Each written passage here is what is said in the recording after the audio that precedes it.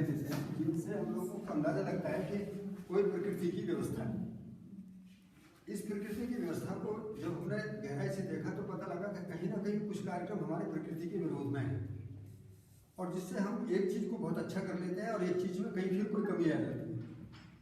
तो ये टुकड़े टुकड़े में जो काम होता है या टुकड़े टुकड़े में कहीं बहुत ज़्यादा कहीं बहुत कम होता है, इसको हम ठीक ढंग से कैसे देखें, एक बहुत ज़रूरी बात थी। तो मैं इसके लिए एक नियम आपके सामने रखता हूँ जो मैंने देखा, जिसके आधार पर कुछ 4 जो महत्वपूर्ण घटना मेरे सामने गुजरी। पहली घटना ये थी कि जब प्रकृति अनेक चीज़ पैदा करती है तो फिर हम एक चीज़ मोनोक्रॉपिंग क्यों करते हैं। जब प्रकृति कीड़े पैदा करती है तो हम उनको मारने की क्यों सोचते हैं। जब प्रकृति घास पैदा करती है तो हम उनको मारने की क्यों सोचते हैं। जब प्रकृति मौसम से पैदा करती है तो हम बेमौसम की क्यों सोचते हैं।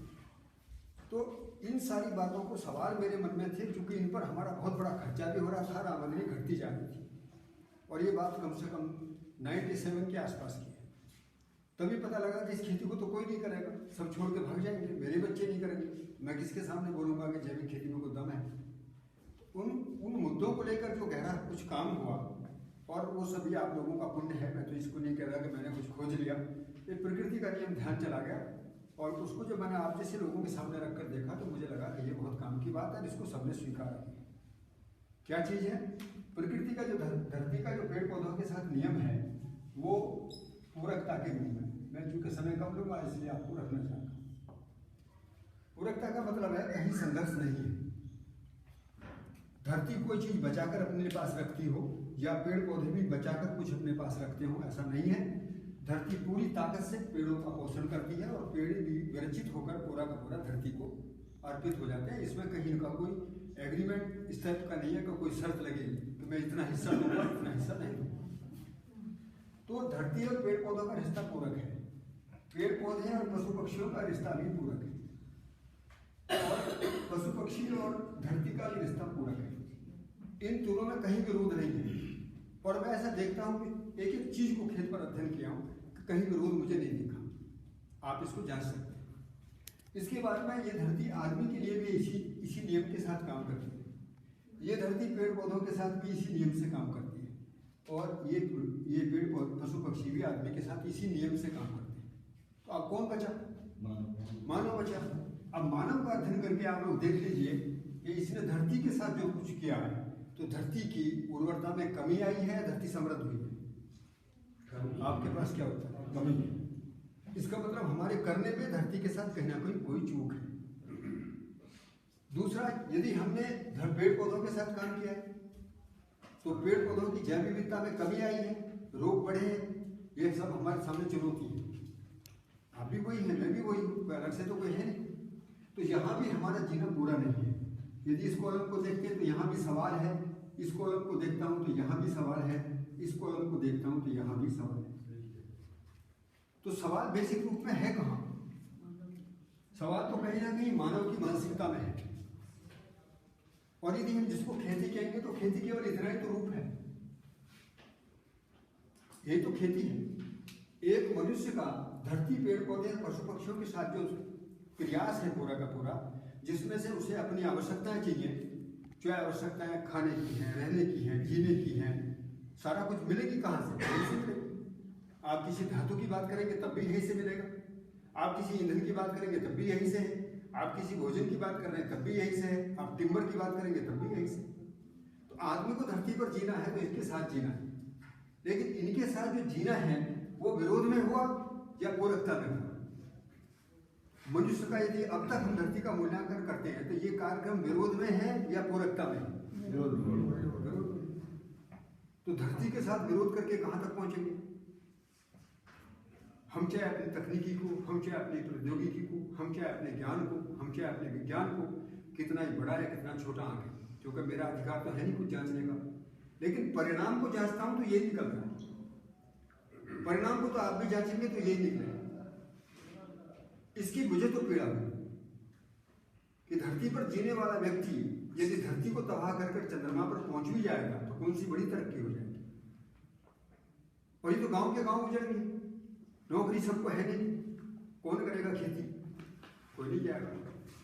तो मैंने जैविक खेती के कुछ नियम हैं जो देखे और जो मैंने लागू किए, उनसे इकोनॉमिक्स आई है, मैं यहाँ पर 4 काम करता हूँ। पहला, मेरा काम उत्पादन का है। उत्पादन में मेरी जो फसल प्रणाली है वो विविधता में है, और घनाकार में।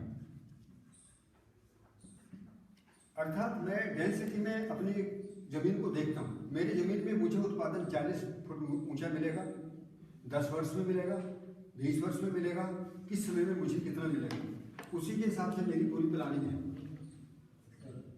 और इस आधार से मैं 1 वर्ष में एक खेत से 9 फसल निकालता हूँ। ये मिनिमम कितना? 9 फसल। ये 9 ही क्यों? 9 इसलिए कि अनाज, दाल और पूरी इमारती लकड़ी और चारा घास तक मुझे 9 उपयोगी वस्तुओं की आवश्यकता है, ताकि मेरी डेयरी भी ठीक चले, मेरा परिवार भी ठीक चले, मेरी रसोई भी ठीक चले और मेरी जेब भी ठीक हो। ये टोटली इंटीग्रेटेड प्रोजेक्ट है जिसमें इन तीनों को मैंने साथ साथ लिया है। और इन तीनों को साथ साथ लेकर मैं क्या कर सकता हूँ, ये जैविक खेती है। जैविक खेती केवल गोबर में पेशाब मिलाना नहीं है, केंचुआ पालना नहीं है, वो छोटी बात है। यदि पूरी बात देखेंगे तो इतने हिस्से के साथ मैं ठीक समझ के साथ जीता हूँ। जैविक खेती तो 9 फसल प्रणाली से इससे क्या हो गया कि मेरे जो रेसिड्यू, मुझे जो फसलों का अवशेष मिला, वो मुझे कैसा मिला? मोनोक्रॉपिंग का है, मल्टीपल क्रॉपिंग का? मल्टीपल मिला। मल्टीपल मिलने से क्या हो गया, मेरी जमीन में आच्छादन के लिए, मल्चिंग के लिए रेसिड्यू हमेशा उपलब्ध रहा। और जिससे जमीन की जो कंडीशनिंग है, जो फिजिकल कंडीशन है, जो केमिकल प्रॉपर्टी है, जिसमें आप CN रेशो को देखो, EC को देखो और pH वैल्यू को देखो, 1 वर्ष में कंप्लीट होती है। कितने में? 1 वर्ष में। मैं ये विश्वास दिलाना चाहता हूँ। कार्बन कंटेंट जिसके लिए हम बहुत परेशान थे कि ये कैसे बढ़ेगा, 1 वर्ष में बढ़ता है, डबल होता है। इसको जांच कर देखना। इन चीजों से मुझको लगा कि तो हिम्मत की बात है, तो ज्यादा जुताई बंद करनी पड़ी, क्योंकि जुताई करने से कार्बन कंटेंट बढ़ता है। दूसरा, जमीन के अंदर जो नेचुरल कैपिलरीज हैं, जिनको जड़ों के लिए, जिनको हवा चाहिए, सांस लेने की क्रिया चाहिए, वो अवरुद्ध होती है। तो हमने जुताई को कम कर दिया और केवल पूरे खेत की 20% जुताई कर रहे हैं। तो जुताई कम कर दिया, पानी कम कर दिया, नालीदार विधि से सारा सिस्टम बैठा दिया। और उस तरीके से ये सारा कार्यक्रम जो उत्पादन का है बहुत बढ़िया तरीके से अच्छा हो गया। और इतना अच्छा हो गया कि 9 फसलों में दाल भी है, सब्जियां भी हैं, जड़ी बूटी भी है, मसाले भी हैं, टिम्बर भी है और हर चीज़ है। पूरा घर भरा है और पूरा प्रोसेसिंग यूनिट भरा है। हम अपने फार्म पर, यहीं पर दूसरा काम हम करते हैं, उत्पादन के साथ में हम प्रोसेसिंग भी करते हैं। घनाकार क्या चीज है? घनाकार का मतलब है उत्पादन जमीन के अंदर से लेकर और 40-50 फुट ऊंचाई तक होता है। तो किसान को फसल पैदा करते समय ध्यान आए कि मैं किस लेयर पर उत्पादन ले रहा हूँ। इसको हम बोलते हैं natural multi layer production system, NMPS। ये जिसको ध्यान जाने से किसान केवल ये नहीं बोलेगा फिर कि मेरे पास तो कुल 1 एकड़ जमीन, वो ये बोलने लगता है कि 1 एकड़ में घनत्व कितना है। मैं भी अपने 1 एकड़ जमीन से 4 लाख रुपए निकाल सकता हूँ, मैं भी अपनी जमीन से 10 लाख रुपया निकाल सकता हूँ। ये विश्वास पैदा करना। तो विविधता माने बहुत सारे और घनाकार माने उसके देश दिशा काल के आधार पर मल्टीलेयर। तो यहाँ पर ये 9 फसलों का बना, इसमें मात्रा भी बढ़ी, विविधता भी बढ़ी और क्वालिटी भी बढ़ी, गजब की क्वालिटी। और हम तो बहुत सारे मिलेट जो बरीक हैं, जो आज समय बहुत सारे मांग चल रही है, जैसे किनोआ के बारे में आपने सुना, चिया के बारे में आपने सुना, उनको हमने लगाना शुरू कर दिया। अब ये पहली क्रॉप है, अभी दिखाएंगे आपको। और फिर उनको इंटरक्रॉपिंग में क्या लेंगे, डर था किनोआ यहाँ उगेगा कि नहीं उगेगा, तो किनोआ लगाया तो उसके साथ मेथी, किनोआ लगाया उसके साथ चिया, उसके बाद में उसके बाद धान कैसे लगेगा, हल्दी कैसे लगेगी और मुझे जुताई ना करनी पड़े। और उसका भी एक डाटाबेस निकाल रहे हैं कि जहाँ किनोआ लगा था वहाँ धान की फसल कैसी हुई और जहाँ चना लगा था वहाँ धान की फसल कैसी हुई। तो जड़ों की संरचना से क्या माइक्रोन्यूट्रिएंट या क्या सिस्टम क्रिएट होता है जमीन के अंदर, वो भी जांचना बहुत जरूरी है। इस आधार पर दूसरा कार्यक्रम है प्रोसेसिंग। प्रोसेसिंग का मतलब है कि इंडियन जो ब्यूरो ऑफ इंडियन स्टैंडर्ड्स हैं उसमें जो भी लाइसेंसिंग फूड सिक्योरिटी के लिए, फूड न्यूट्रिशन के लिए हमको चाहिए, उनका क्या मैकेनिज्म होगा, बिल्डिंग कैसी होगी, क्या करना होगा और लोकल स्तर पर क्या करना होगा, उसकी सारी यूनिट हमने बैठाई हुई है। हमारे पास में सजेशन करके अपना ब्रांड है, एक कार्बनिक करके ब्रांड है, 2 ब्रांड हैं हमारे पास। और उसी के साथ साथ में FSSAI सर्टिफिकेट, ऑर्गेनिक सर्टिफिकेशन, और मैं खुद भी PGS India organic certification agency की रीजनल काउंसिल हूँ, ताकि हम इस समय भी 6 राज्यों में ऑर्गेनिक का सर्टिफिकेशन कर रहे हैं। तो अपना भी करते हैं, किसानों का भी करते हैं, और हजारों किसान अपने साथ हैं। हमारे तीसरा जो कार्यक्रम है, तीसरा है मार्केटिंग। हमारे जो मार्केटिंग है वो बिल्कुल अलग चीज है। उसका नाम है परिवार में से के लिए। हमारे बीच में कोई दुकान, आउटलेट और मंडी नहीं है। परिवार ही पैदा करेगा, परिवार के द्वारा ही परिवार तक पहुंचेगा और परिवार ही उसका यूज करेगा। इस आधार से सर्टिफिकेशन प्रोसेस बहुत सरल है। और हमारा जो वैल्यू एडिशन है उसमें हम लोगों ने किसानों के साथ एक कार्यक्रम कर रखा है कि 60% पैसा किसानों का, 20% प्रोसेसिंग का और 20% मार्केटिंग।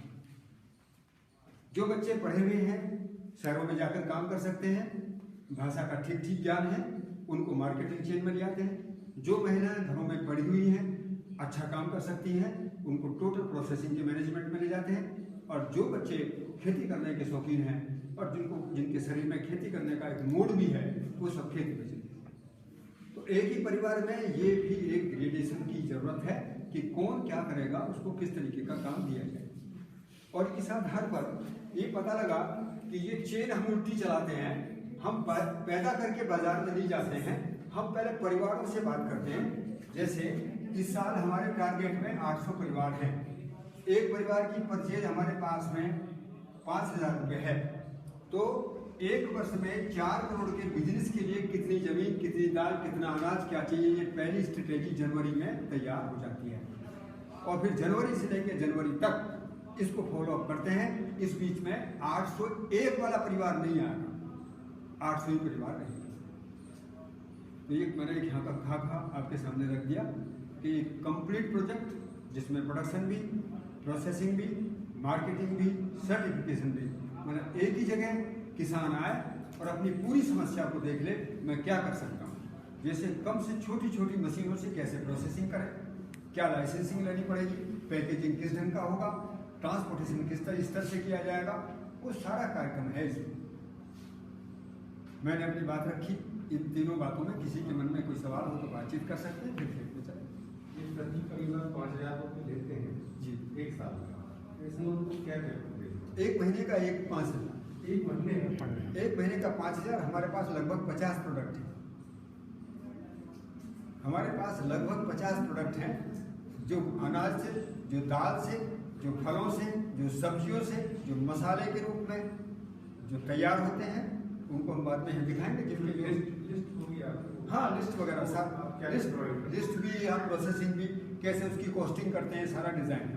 कौन सी चीज कितनी देते हैं वो लिस्ट होगी। हाँ हाँ, आप ये 9 फसलें जो ले रहे हैं साल भर में, बिल्कुल। या क्या धरती और प्रकृति दोनों के अनुकूल है?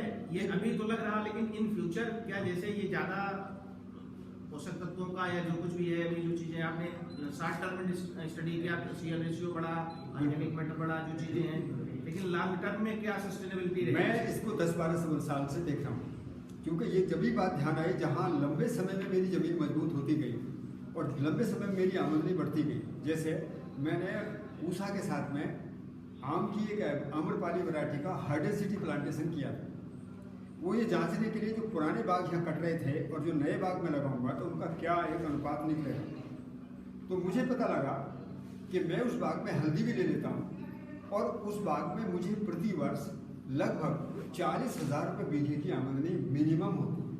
प्रोसेसिंग में जाता हूँ तो वो आमदनी मेरी 1 लाख पर पहुँच जाती है। जो इनपुट आप देते हैं वो उसी रेशियो में बढ़ाना तो नहीं पड़ रहा है? कुछ नहीं बढ़ाना, नहीं बल्कि कम हो गया, कम हो गया। क्योंकि हम क्या करते हैं, जैसे हमने इस समय पे कि क्या जमीन का पेट तो भरना है। ये यदि सोचेगा आदमी कि मैं कोई बाजीगरी कर रहा हूँ, ऐसा नहीं है। हल्दी में निकालूंगा तो जमीन में से कुछ आएगा और वापस नहीं पहुंचाऊंगा तो गड़बड़ हो जाएगी। रेजिड्यू से होता है। तो क्या करते हैं हम लोग, एक तो जो खरपतवारों के द्वारा रेजिड्यू मिलता है उसको वहीं पर मल्च करते हैं, दूसरा काम ये करते हैं कि एक साल के लिए वो क्रॉप